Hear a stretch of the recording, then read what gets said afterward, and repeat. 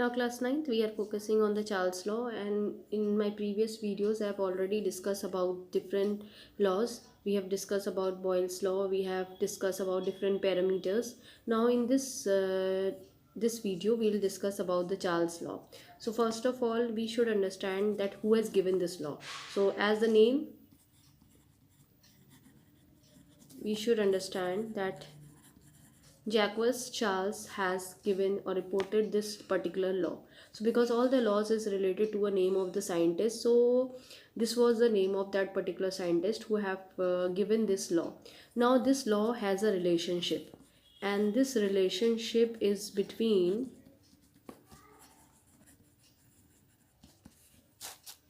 temperature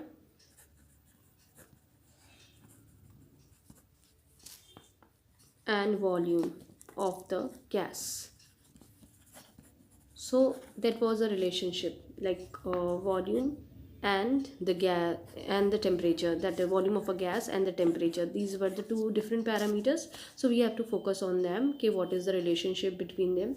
And you have to remember that there is a parameter which is constant also. So this is, I'm just giving a small idea, but detailed form we'll see, because before going towards Charles law we have to understand the relationship between the volume and the temperature. So that is very very important, because before, if you will directly go to the Charles law, then you will never understand the Charles law directly. So I have mentioned you the relationship between, you have to understand about the relationship between the temperature and the volume of the gas. And what is the constant? The pressure is kept constant. ठीक है, ये सब चीज़ें हैं, ये constant है आपका, और इन दोनों के बीच में रिलेशन देख लेंगे. So there is one thing you have to understand, that pressure volume of a gas is directly proportional to the temperature, and when your pressure is kept constant, that was a relationship. इसका मतलब directly मतलब क्या होगा कि अगर volume increase होगा, अगर volume of temperature का अगर हम एक रिलेशनशिप देखते हैं दोनों का, if you are increasing volume then temperature will also increases. If you are decreasing volume, then your temperature will also decrease. Directly relationship तो यही होता है कि दोनों में डायरेक्ट रिलेशनशिप है. ठीक है, तो ये कंडीशन तुम्हारे पास एक आ जाती है इस रिलेशनशिप से अंडरस्टैंड करने में, डायरेक्ट का मतलब. ठीक है, जब ये बढ़ेंगे तो ये बढ़ेगा, ये डिक्रीज होगा तो ये डिक्रीज होगा. Now let's see one example with a graph. Children, I am showing you this particular graph and these values from the book, that is Raf Dalal Simplified Chemistry has been there, of class 9th. So just see the values. The temperature values is given to you, the volume values been given to you. So we have plot the graph. In x-axis we are putting temperature and in y-axis we are putting the volumes. तो हमने यहाँ 0 लिखा हुआ है और ये 200 की gapping में ले रहे हैं, 200, 400, 600, 800. Temperature should be kept in kelvin, that you know. Volume को हमने मिलीलीटर्स में लिया रखा है, 100 का डिफरेंस है, 100, 200, 300, 400. अब सबसे पहले हम टेम्परेचर देखते हैं कि हमारा टेम्परेचर क्या है. सबसे पहली रीडिंग है 400 टेम्परेचर है, तो 400 टेम्परेचर पे जो हमारा वॉल्यूम आ रहा है वो कितना आ रहा है, 200 ml. ठीक है, फिर दूसरी वैल्यू है हमारी 600 पे हमारा जो आ रहा है वो अराउंड यहाँ पे एग्जैक्टली देखेंगे, यहाँ एक पॉइंट बना दो. ठीक है, 300 पर. ठीक है, अब 300 पे मिलीलीटर्स हमारा वॉल्यूम है. अब टेम्परेचर देखो एकदम से डाउन कर दिया आपने. अभी आप क्या हुआ, 400 था, फिर 600, आप बढ़ा रहे हैं, आप टेम्परेचर बढ़ा रहे हैं, वॉल्यूम भी बढ़ रहा है. अब आपने एकदम से टेम्परेचर को डाउन कर दिया 200 पे, तो उस समय क्या, वॉल्यूम भी डिक्रीज़ हो गया. यही तो हमारा रिलेशनशिप है. When temperature is increasing the volume is increasing, when temperature is decreasing volume is decreasing. तो हमारे पास जब हम इन पॉइंट्स को जोड़ेंगे, इतना तो आपको आता है, स्केल लेंगे आप, तीनों पॉइंट्स को जोड़ेंगे तो एक स्ट्रेट लाइन आपको मिलेगी. ठीक है, ये एक रिलेशनशिप होता है आपका टेम्परेचर वॉल्यूम में. And pressure should be kept constant. Pressure constant का मतलब ये नहीं कि प्रेशर होगा नहीं, through out the course of the reaction the pressure will remain same. आप जो भी लिखें, अगर आपने 760 mm लिया रखा है तो पूरे जो भी रिएक्शन चलेगा वो 760 mm मेंटेन रहना चाहिए, वो कंडीशन होती है कांस्टेंट की. Now children, we are just focusing on the standard definition of Charles law. pressure remaining constant, the volume of a given mass of a dry gas increases or decreases by 1 by 273 of its original volume of 0 degree for each degree centigrade's rises or fall in the temperature. Now what does it mean? Actually what happened, Charles Witz studied the relationship between the temperature and volume of a gas. He found that उसने एक चीज़ indicate करी, देखो एक तो जो भी gas थी, ठीक है, उसने उसका रिलेशनशिप स्टडी करा टेम्परेचर एंड वॉल्यूम के बीच में, ठीक है, और उस गैस का देखो एक फिक्स्ड, हर एक गैस का अपना एक फिक्स्ड मास था, ठीक है। दूसरी चीज़ उसने क्या रखी इसमें, कांस्टेंट प्रेशर भी कांस्टेंट रखा। तो भाई उसने ये सारी चीज़ एक्सपेरिमेंटली करी ना, जब उसने क्या करा, जब उसने इस गैस का प्रेशर फिक्स्ड रखा, कांस्टेंट रखा, मास भी फिक्स रखा उसने, और टेम्परेचर और वॉल्यूम पे उसने रिलेशनशिप देखा, तो उसने देखा कि वॉल्यूम जो थी बेसिकली, क्योंकि जो टेम्परेचर तुम बढ़ाओ या घटाओ वॉल्यूम में चेंज आ रहा था, है ना, हमने ये चीज़ देखी है ना कि एक डायरेक्ट रिलेशनशिप आ रहा था। तो उसने क्या करा, वॉल्यूम जो था बेसिकली एक्सपैंड कर रहा था या फिर वो क्या कर रहा था, कॉन्ट्रैक्ट। एक्सपैंड और कॉन्ट्रैक्ट का मतलब समझते हो, कोई चीज़ है, ठीक है, ये गैस है, अब अगर ये इतनी फूल जाए तो ये कंडीशन कौन सी हो गई, एक्सपैंड की। अभी ये गैस है, अगर ये ओरिजिनल कंडीशन से छोटी हो जाए तो ये क्या हो जा रहा है, ये कॉन्ट्रैक्ट हो जा रहा है। तो ये कब जो गैस थी, कब ये एक्सपैंड कंडीशन पे जा रही थी, कब ये कॉन्ट्रैक्ट कंडीशन पे जा रही थी, मतलब अगर जब वो एक्सपैंड हो रही है तो इसका मतलब वॉल्यूम क्या हो रहा है, इंक्रीज़ हो रहा है। जब वो गैस जो है कॉन्ट्रैक्ट हो रही है तो यानी वॉल्यूम क्या हो रहा है आपका, ये सब रिलेटेड है वॉल्यूम से, वॉल्यूम क्या हो रहा है आपका, डिक्रीज़ हो रहा है। मेरी बात समझ रहे हो, एक्सपैंड और कॉन्ट्रैक्ट ये कब हो रहा है, ये कब बढ़ रहा है, कब घट रहा है। बेसिकली जो वॉल्यूम था वो करीबन 1/273 of its volume at 0 degree, ठीक है, उस कंडीशन में मतलब आपकी जब हर एक डिग्री पे आप बढ़ाओगे तो इतना वॉल्यूम के केस में वेरिएशन आएगा, चाहे वो राइज में जाए टेम्परेचर या फिर वो फॉल में जाए एवरी डिग्री, क्योंकि टेम्परेचर भी तो बढ़ रहा घट रहा है। ये एक जनरलाइजेशन था चार्ल्स का, ये मैंने तुम्हें एक थोड़ा सा एक्सपेरिमेंटली उस चीज़ को समझाने की कोशिश करी है। जो डेफिनेशन यहाँ पे लिखी है, डेफिनेशन तो आपको एज इट इज़ रखनी है याद, ठीक है। अब यहाँ पे एक चीज़ आती थी टेम्परेचर। टेम्परेचर जो यहाँ लिया गया वो एब्सल्यूट स्केल ऑफ टेम्परेचर था, उस पर फोकस थोड़ा हमें करना है, ये क्या होता है, ठीक है। अब actually basically temperature scale with absolute zero, ठीक, वो रिलेट अप करा गया था, मतलब एक स्केल डिज़ाइन करा गया था जिसमें टेम्परेचर जो था वो एब्सल्यूट ज़ीरो की वैल्यू होती है लगभग ज़ीरो डिग्री सेल्सियस होती है, ठीक है। तो उस कंडीशन पे जो हम हमेशा वॉल्यूम ऑफ अ गैस एक कंसीडर करते हैं, जैसे अगर हमने टेम्परेचर एब्सल्यूट टेम्परेचर लिया रखा है तो उस पर हमने क्या कर दिया है, 0 डिग्री सेल्सियस, अब या सेंटीग्रेड्स बोल दो इसे। अब इसमें हमने क्या करा है, 0 डिग्री सेंटीग्रेड में हमने वॉल्यूम जो किसी भी कोई भी अननोन गैस अगर तुम लोगे तो उसका हम वॉल्यूम जो एक स्टैंडर्ड वैल्यू लेके चल रहे हैं वो इतना लेके चलते हैं, ठीक है। अब वॉल्यूम क्या करेगा, बढ़ेगा या घटेगा, क्योंकि भाई दियर अगर हम वॉल्यूम क्योंकि हमने पीछे पढ़ा है ना, वॉल्यूम बढ़ भी सकता है घट भी सकता है, सब डिपेंड करेगा टेम्परेचर पर।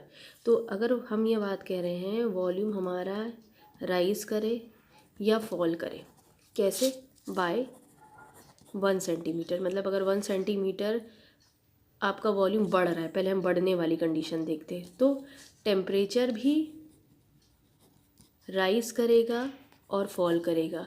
कितनी वैल्यू होनी चाहिए, 1 degree centigrade.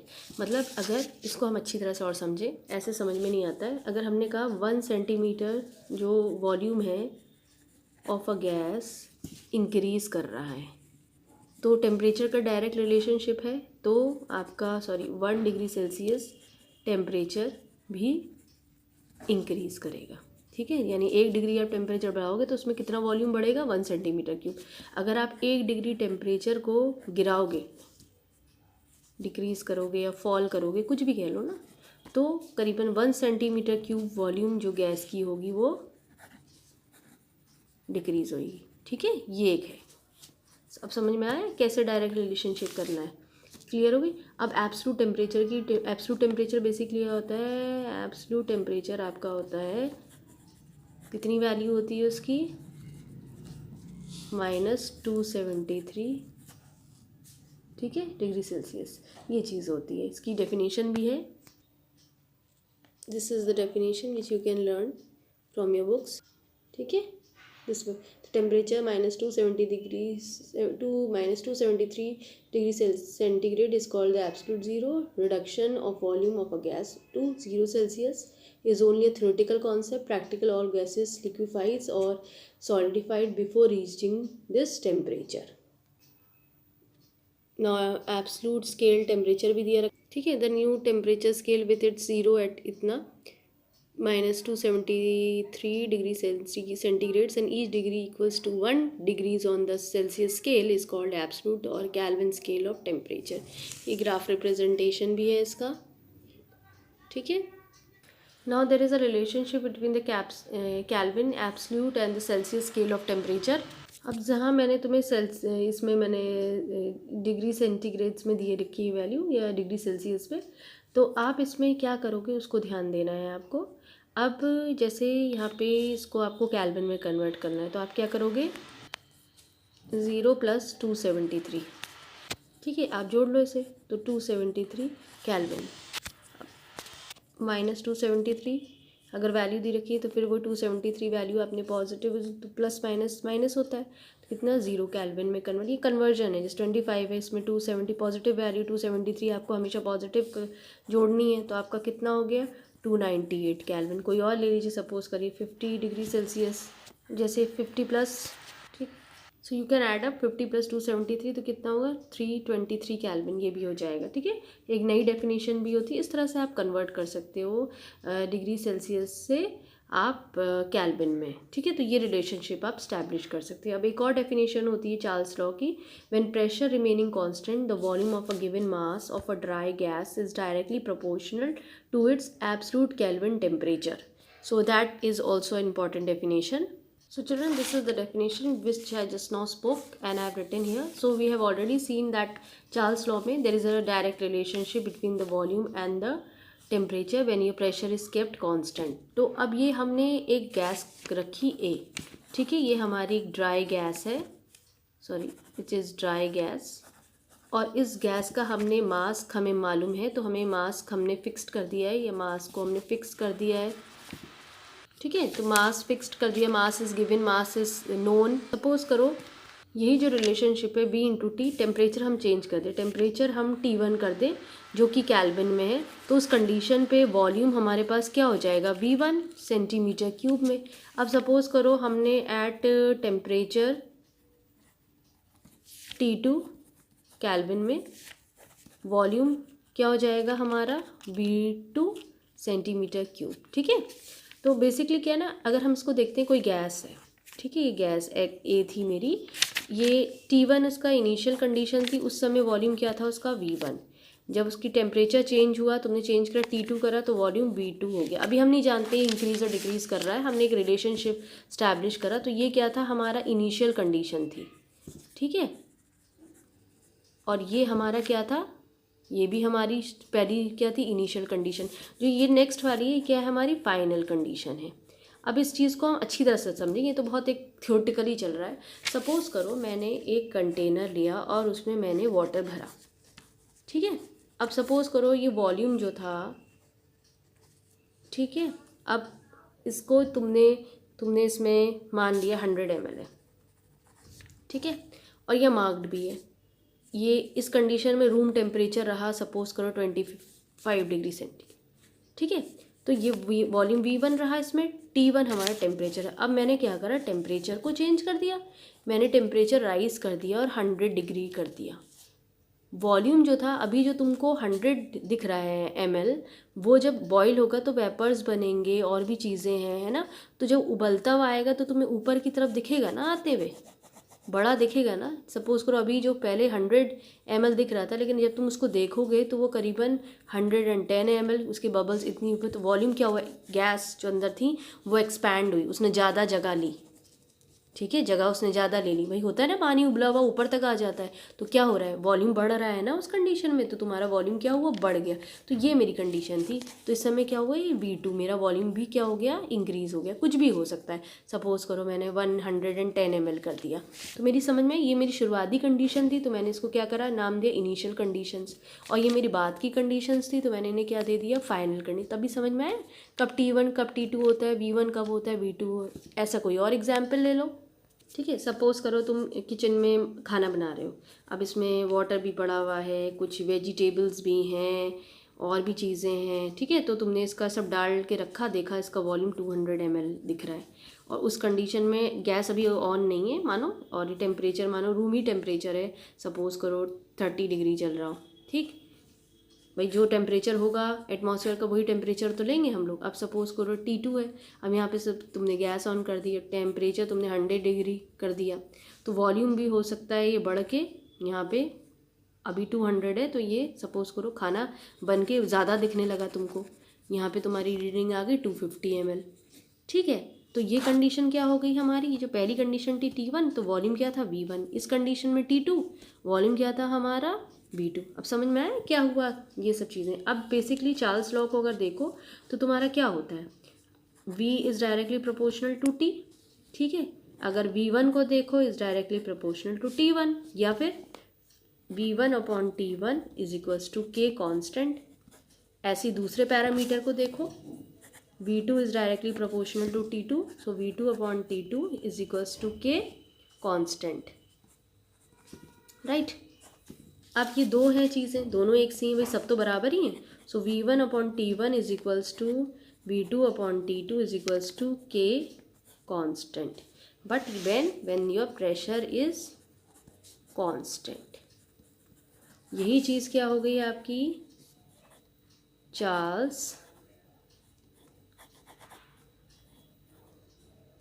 law equation, right? So we have described about the Charles law, definition देखी हमने, कुछ कुछ एग्जाम्पल्स देखे, तुम्हें समझ में आया ना V1 V2 क्या हुआ, वॉल्यूम कैसे एक्सपैंड हुआ, एक जनरल आइडिया मैंने तुम्हें दिया है। Next video will make on the numericals for Charles law.